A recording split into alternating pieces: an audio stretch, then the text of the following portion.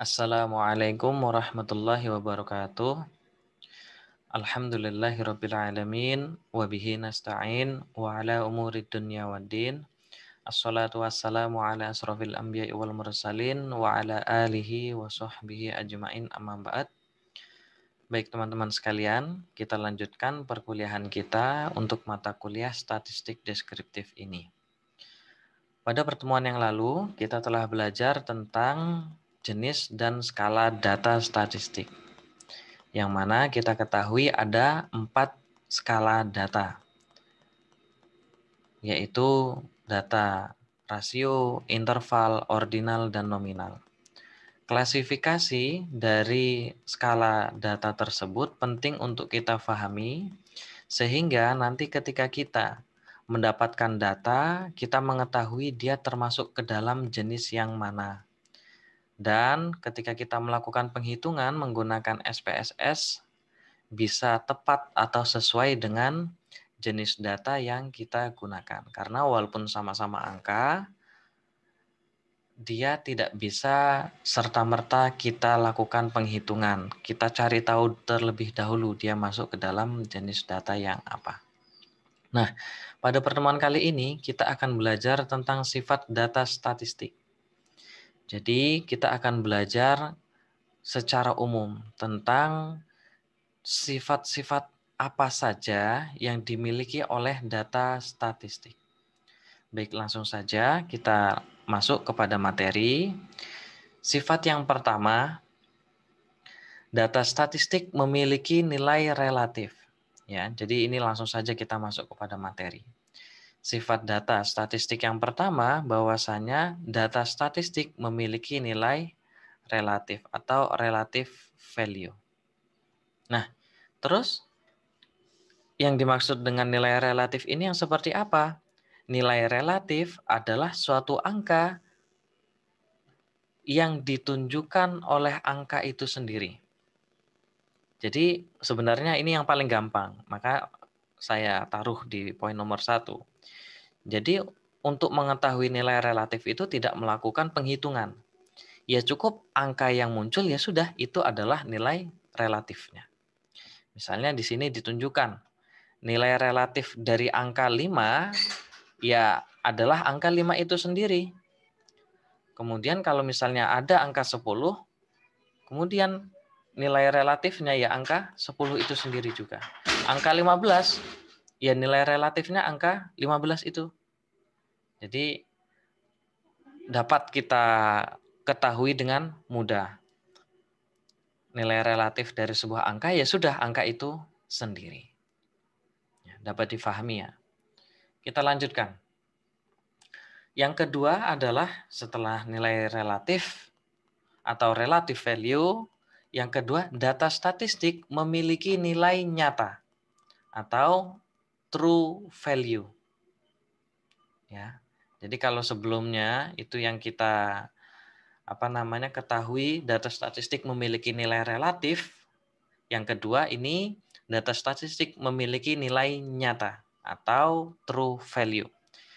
Kemudian kalau nilai relatif tadi itu adalah angka itu sendiri apa adanya, sedangkan kalau nilai nyata itu adalah suatu angka dalam daerah tertentu. Nah ini ada jangkauannya atau daerah tertentu dalam suatu deretan angka yang diwakili oleh nilai relatif itu tadi.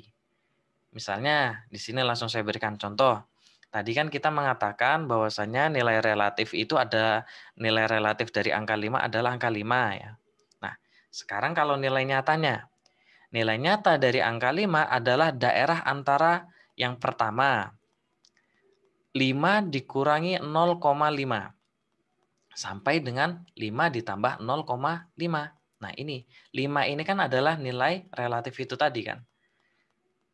Untuk yang bawahnya lah seperti itu, nanti untuk yang batas bawah kita lanjutkan, kita pelajari setelah ini. Jadi pertama kita ketahui ini dulu. Nilai nyata adalah daerah tertentu jangkauan dari angka relatif itu tadi atau nilai relatif, nilai 5 yang nyata. 5 adalah daerah antara 5 dikurangi 0,5 sampai dengan 5 ditambah 0,5. 5 dikurangi 0,5 yaitu 4,5. 5 ditambah 0,5 adalah 5,5. Jadi nilai nyata dari angka 5 adalah 4,5 sampai dengan 5,5. Ya, dapat difahami ya. Kalau kita mengatakan nilai nyata dari angka 5 berapa? Ya, nilai relatif tersebut dikurangi 0,5 dan ditambahkan 0,5. Jadi ketemunya 4,5 sampai 5,5. Terus kalau misalnya saya tanya, nilai nyata dari angka 6 berapa? Nilai nyata dari angka 6 berarti 5,5 sampai 6,5. Ya, dapat difahami kan? Masih apa namanya? Masih sederhana ini. Masih sederhana. Contoh kedua dan contoh ketiga ini sebenarnya sama. Akan tetapi yang perlu difahami di sini ketika misalnya nilai relatif yang kita miliki itu memiliki satu angka di belakang koma, maka kemudian untuk melakukan penghitungannya ya ditambah satu lagi nolnya. Kalau yang tadi ini kan angka 5, dia tidak memiliki angka di belakang koma, maka cara mencarinya ya dengan melakukan penghitungannya 0,5.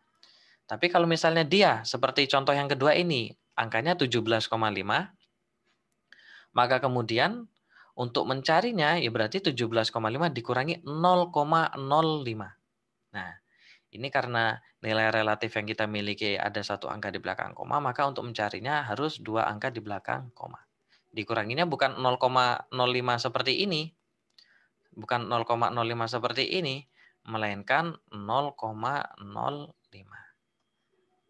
Jadi, apa namanya, diketahui nilai nyata dari 17,5 adalah 17,45 sampai dengan 17,55. Contoh yang ketiga pun demikian. Kalau di sini tadi angka 5 ini tidak ada angka di belakang koma. Di sini ada satu angka di belakang koma ya 17,5. Contoh yang ketiga ini ada dua angka di belakang koma. Terus cara mencarinya gimana? Ya, dari nilai relatif itu yang pertama dikurangi 0,005. Nah, di sini kan bisa terlihat ya perbedaannya. Di sini ada 3 angka di belakang koma. Kalau ini 2 angka di belakang koma. Kalau ini 1 angka di belakang koma di contoh pertama ini. Ya, dapat difahami ya. Jadi nanti tinggal kita melihat dulu untuk mencari nilai nyata ini ya kita ketahui nilai relatif terlebih dahulu. Untuk mengetahui nilai relatif, ya sudah angka yang muncul itu adalah nilai relatif. Ya. Kita lanjutkan. Ini materi kita hari ini tidak banyak, hanya untuk apa namanya mengetahui dari apa namanya jenis data ini. Selanjutnya, oh sebentar harus dihapus dulu ini.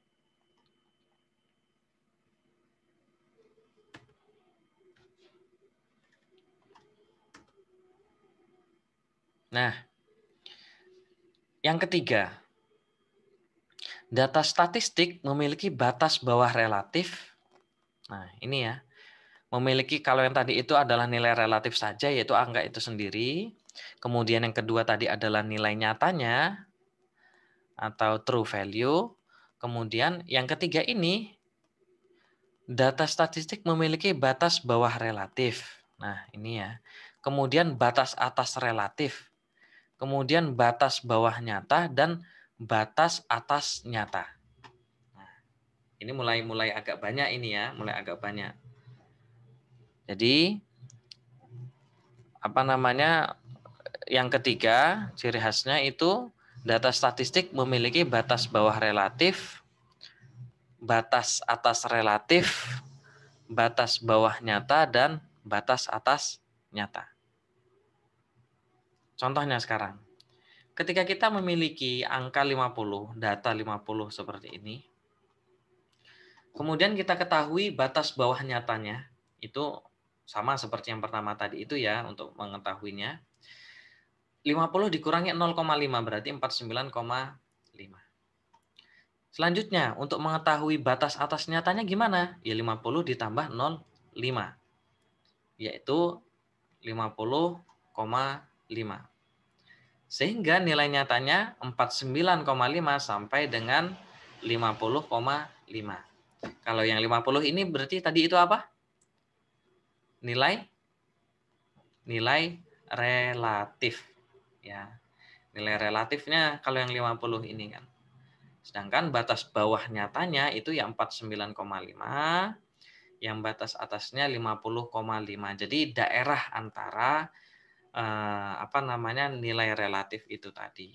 Nilai relatif 50, kalau nilai nyatanya berarti ya dari 49,5 sampai 50,5. Ini sama seperti yang contoh pertama itu tadi untuk mengetahui dari nilai nilai nyatanya. Oh, ini contoh yang kedua yang barusan saja ya. Ini kan yang ketiga, nilai nyatanya. Tapi yang harus kita ketahui di sini bahwasanya istilah untuk mengetahui lower limitnya yang bawah ini 49,5 sampai 50,5 ini loh. 49,5 ini disebut lower limit atau batas bawah nyata. Dan 50,5 ini adalah batas atas nyata atau upper limit. Up itu kan atas, lower itu low itu kan bawah seperti itu ya. Nah, di sini. Ini contoh yang masih klasifikasi yang ketiga. Masih klasifikasi yang ketiga. Nih. Ketika kita memiliki data kelompok. Jadi untuk jenis data itu minggu depan akan kita masuk kepada pembahasannya ya. Minggu depan insya Allah kita akan belajar tentang tabel frekuensi. Nah, jenis data itu ada dua. Yang pertama itu data tunggal seperti yang tadi contohnya hanya angka 50, 51, 52 itu yang disebut sebagai data tunggal. Yang ini adalah data kelompok. Data kelompok itu seperti ini, ada intervalnya. Kita memiliki angka 40 sampai 44. Nah, di sini kan ada intervalnya. Ini adalah data kelompok.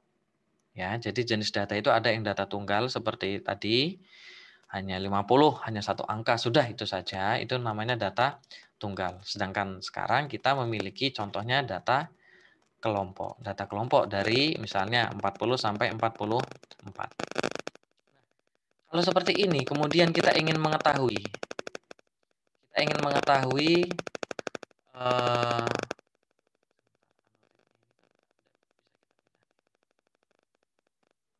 bisa. Jadi kita ingin mengetahui ini ada kesalahan teknis sebentar. Ini kok clear ini dulu. Nah, kok belum mau ini. Nah, sudah bisa. Ini untuk coret-coretannya. Tadi di sini adalah data kelompok yang kita miliki. Nah, kita ketahui bersama, kalau untuk data kelompok ini mengetahui, tadi kan kita katakan data statistik memiliki batas bawah relatif, batas atas relatif, kemudian batas bawah nyata dan batas atas nyata. Yang contoh pertama tadi, kalau misalnya nilai relatif itu ya angka itu sendiri, sama halnya dengan batas bawah relatif dan batas atas relatif ini. Batas bawah relatifnya mana? Ya angka 40 ini. Nih di sini. Kemudian, kalau untuk batas atasnya, ya angka 44 ini sendiri. Sudah kita tidak perlu melakukan penghitungan. Kalau kita memiliki data kelompok seperti ini, dari 40 sampai 44, batas bawah relatifnya mana? 40. Batas atas relatifnya 44. Sudah seperti itu. Selanjutnya, batas bawah nyatanya sekarang sama, mencarinya seperti yang sebelum-sebelumnya. Dia dikurangi 0,5. Jadi 40 dikurang 0,5 berapa? 39,5. Selanjutnya, batas atas nyatanya. Oh, ini kok batas atas ini kurang tulisan nyatanya ya.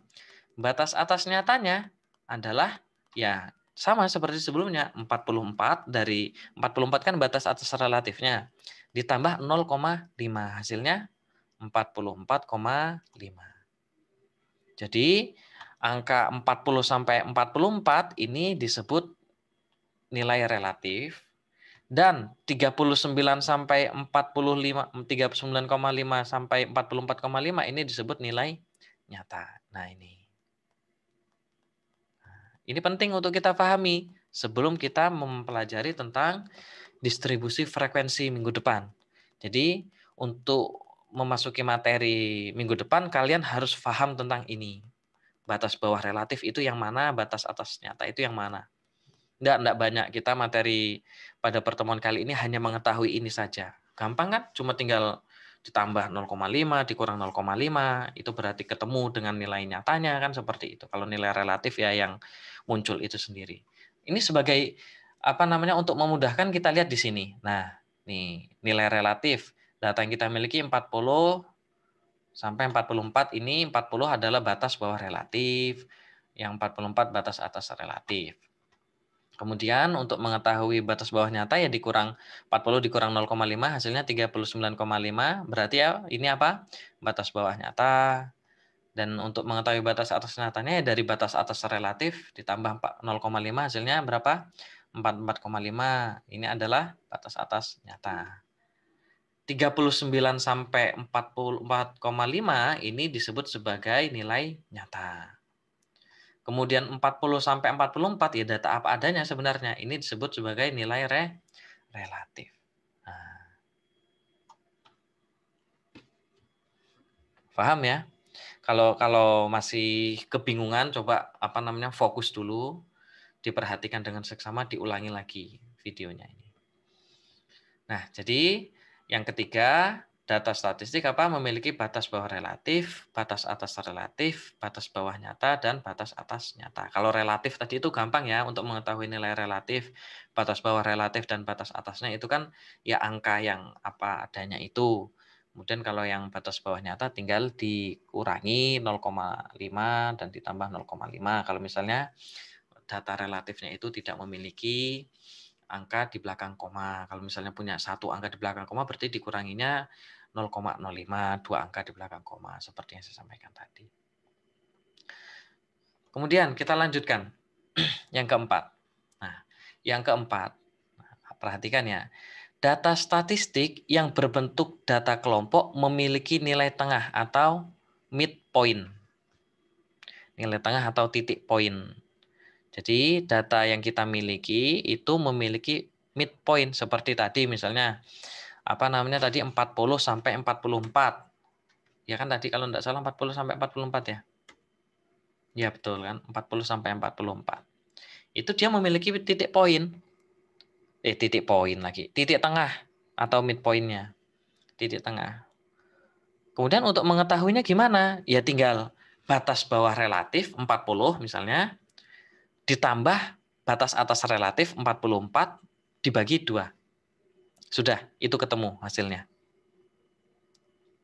Atau kalau misalnya dia datanya tunggal sama seperti ini kan. Ini kalau ini contohnya data tunggal nih. 5, 6, 7, 8. Ya sudah, 5 ini kan berarti tadi itu apa? Batas bawah relatif, 9 batas atas relatif. Dijumlahkan, 5 tambah 9 berapa? 14. 14 bagi 2, 7. Berarti 7 itu adalah midpoint atau titik tengahnya. Gitu. Seperti tadi 40 sama 44. Dijumlahkan jadi ada berapa? 40, 44, 84. Nah, 84 itu dibagi 2 seperti itu. Berarti ketemu berapa? 42. Yang 42 itulah adalah nilai tengahnya atau midpoint-nya. Gampang kan? Untuk mengetahui titik poin itu pokoknya batas bawah relatif dijumlahkan batas atas relatif, hasilnya dibagi 2. Ya, ini yang ketiga. Sederhana, gampang kita masih apa namanya menjumlahkan cuma satu apa namanya melakukan penghitungannya hanya sekali seperti itu atau tadi itu kan. Enggak, belum banyak kita. Nanti kalau yang penghitungan menggunakan rumus itu baru kita menggunakan ini. Menggunakan statistik alat hitung maksudnya. Nah, yang kelima sekarang. Ya, yang kelima. Yang kelima, data statistik dalam proses penghitungannya itu tidak menggunakan sistem pecahan, melainkan diubah menggunakan pecahan perpuluhan atau desimal. Ya. Jadi yang kelima ini gimana? kalau misalnya kita memiliki sistem pecahan, angkanya itu berupa pecahan, ya kita harus ubah ke dalam bentuk desimal. Contoh misalnya kita memiliki data 1/2. Harus kita ubah. Ya sudah, 1 dibagi 2 berapa? 0,5. Kemudian kalau kita memiliki data 3,3/8, ya sudah 3 dibagi 8. Hasilnya 0,375. 15/7, ya sudah tinggal dibagi saja. 15 bagi 7 berapa? 0,20833. Sudah ya, yang kelima itu kalian pahami bahwasanya kalau misalnya kita menemukan pecahan itu harus diubah ke dalam desimal. Ya. Kita lanjutkan, ini masih sederhana kok, masih sederhana. Nah, ini yang keenam atau terakhir kalau enggak salah ya. Kalau enggak salah loh ya. Jadi, kalau yang tadi kita ketahui bahwasanya data yang berbentuk pecahan harus kita desimalkan. Yang keenam ini adalah kelanjutannya. Kelanjutannya bagaimana? Jadi kalau kita buat kepada desimal dan kemudian kita menemukan angka yang banyak di belakang koma, maka harus kita bulatkan. Cara membulatkan gimana? 3 angka di belakang koma. Sudah, itu yang harus kita ambil. 3 angka saja. Jadi seperti contohnya ini misalnya 0,1134892. Ya sudah, kita ambil saja 3 angka di belakang koma. Nah, harus dibulatkan. Mengapa? Karena terlalu banyak melakukan penghitungan apabila semua angka tersebut diambil. Sedangkan ketika kita lakukan penghitungan ya perbedaannya tidak berbeda secara signifikan kalau misalnya kita hitung semua dengan yang kita bulatkan kan seperti itu. Jadi yang pertama harus kita pahami ya. Kita bulatkan 3 angka di belakang koma. Ya, paham ya? Kalau sudah paham kita lanjut. Kalau ketika kita ingin membulatkan, ini sekarang cara membulatkannya. 3 angka di belakang koma, kalau angka setelahnya itu angkanya 50 atau kurang, maka dia dianggap 0. Dianggap 0 itu berarti ya tidak diambil. Saya rasa teman-teman sudah paham ini ya. Dulu ketika di tingkat SMA atau aliyah kan sudah diajari cara membulatkan kan. Enggak, ini malah enggak SMA. Malah pas SMP kalau enggak salah ya untuk pembulatan ini. Jadi seperti contohnya misalnya kita memiliki data 0,8105071. Ya sudah kita bulatkan 3 angka di sini. Kemudian kita lihat, oh kok ini 50? Oh kalau 50 ya sudah tidak kita ambil. Nah, kita hilangkan saja, kita coret berarti. Sudah enggak perlu. Nah, kalau misalnya dia 50 atau di bawah, ya 50 itu saja sudah tinggi tapi ternyata tidak diambil apalagi bawahnya kan. Nah, berarti kita ambil 0,810. Nah, angka 0 kalau misalnya dia di akhir seperti ini ya enggak perlu kita masukkan, enggak apa-apa. Wong sama saja kita hitung itu 0,810 dengan 0,81 itulah ya podo kan. 0,81 pada hakikatnya ya 0,810 kan kayak gitu. Sudah paham lah kalian. Ini ya cara membulatkan tadi kalau misalnya dia 50 atau di bawah itu maka dianggap atau dihilangkan saja, dianggap 0 atau dihilangkan. Selanjutnya, kalau kita memiliki 3 setelah 3 angka di belakang koma itu dia 51 atau lebih. Nah, minimal 51 atau lebih. Tadi kan 50 ya. Kalau 50 dihilangkan, tapi kalau misalnya 51 ya harus kita anggap 1, yaitu diambil 1. Dijumlahkan ke 3 angka yang terakhir itu tadi. Kalau misalnya kita memiliki data kan ini 3 angka di belakang koma ini ya. Nih 0,510. 0,510. Kemudian kita ketahui di sini angkanya ternyata 98. 98 kan ini berarti lebih besar dari ya di atas 51 kan. Di atas 51 berarti ya sudah kita ambil pembulatannya ini 1 seperti itu. Terus satunya ditaruhnya di mana? Di angka ketiga ini, nih di sini. Jadinya 0,511. Jadi dari yang 0,510 ini menjadi 0,511. Jadi pembulatannya ke atas. Kalau misalnya angka yang kita miliki di atas 51, pembulatannya kemana? Ke atas. Kalau misalnya di bawah 50, pembulatannya ke bawah. Sudah paham lah teman-teman sekalian. Nah,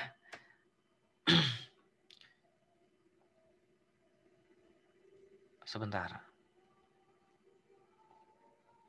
Kok ini kadang.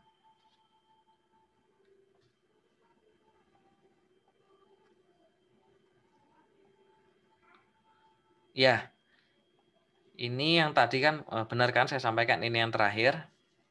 Jadi sifat data statistik ini ya kita review dari awal biar kalian enggak bingung. Yang pertama ini sifat data statistik yang pertama, data statistik tersebut memiliki nilai relatif. Nilai relatif itu ya ditunjukkan dengan angka itu sendiri. Ditunjukkan data itu sendiri. Itu sifat data statistik yang pertama. Dia memiliki nilai relatif. Yang kedua, dia memiliki nilai nyata. Nilai nyata itu adalah daerah tertentu dalam deretan angka yang diambil pertama itu dari nilai relatifnya. Tadi itu kan misalnya angkanya 5, ya kemudian yang kita mengambil deretan angkanya itu kalau untuk yang nilai nyata yang batas bawah nyatanya itu berarti kan dikurangi 5 dikurang 0,5 kan itu ya.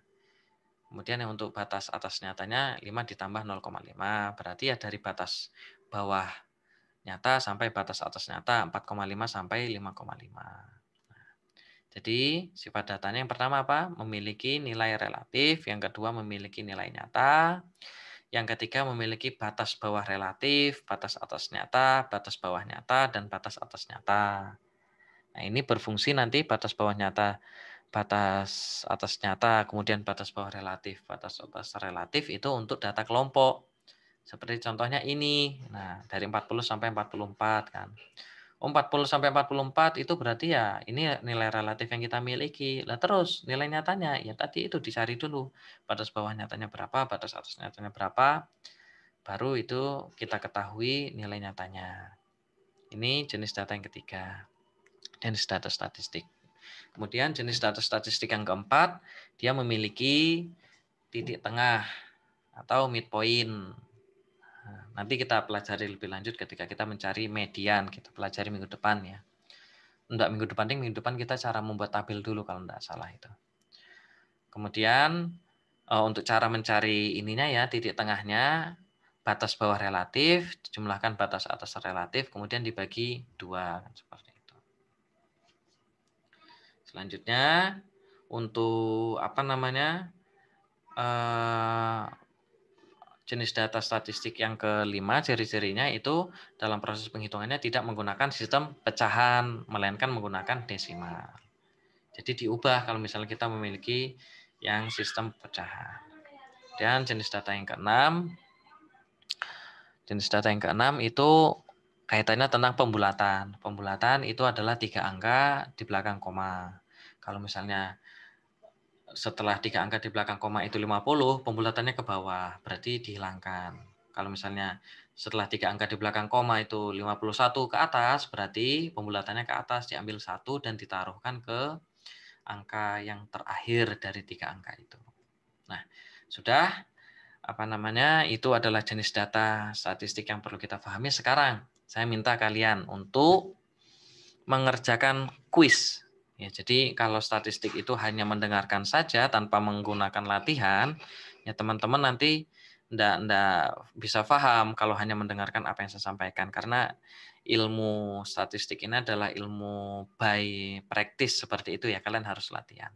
Nah, sekarang silahkan kalian buka link yang saya cantumkan ini, bit.ly, kayak gitu ya, bit.ly / atau garis miring kuis KUIS, kemudian angka 1 kuis 1 statistik PAI. Ya, jangan salah ngetiknya. bit.ly / kuis 1 statistik PAI. Nah, silahkan difoto bisa. Ini sengaja saya cantumkan di akhir dari penjelasan saya agar menunjukkan nanti yang mengerjakan kuis ini kan berarti memang dia yang menyaksikan video ini sampai selesai kan seperti itu.